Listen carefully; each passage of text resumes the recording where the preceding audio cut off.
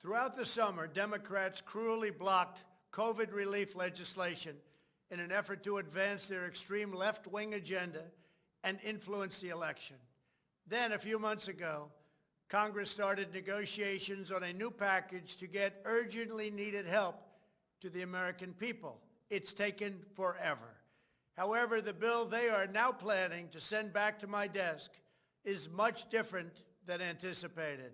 It really is a disgrace. For example, among the more than 5,000 pages in this bill, which nobody in Congress has read because of its length and complexity, it's called the COVID Relief Bill, but it has almost nothing to do with COVID.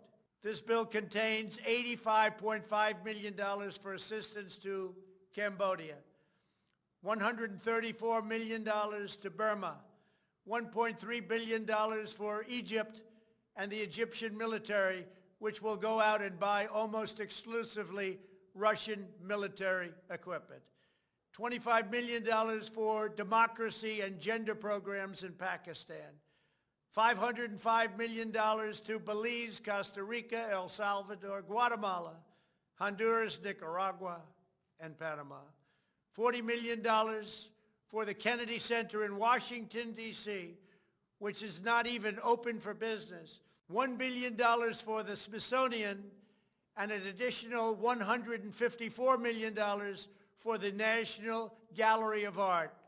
Likewise, these facilities are essentially not open.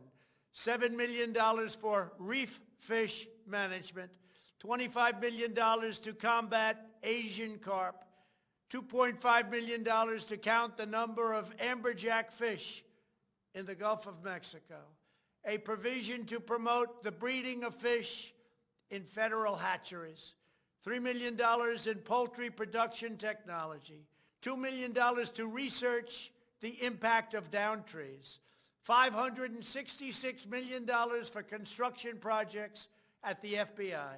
The bill also allows stimulus checks for the family members of illegal aliens, allowing them to get up to $1,800 each.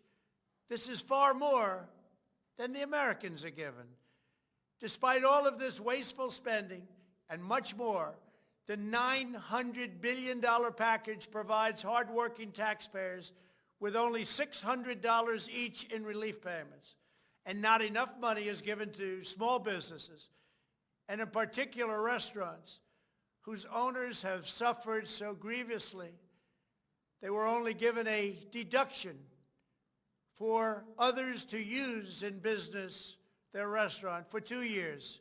This 2-year period must be withdrawn, which will allow the owners to obtain financing and get their restaurants back in condition.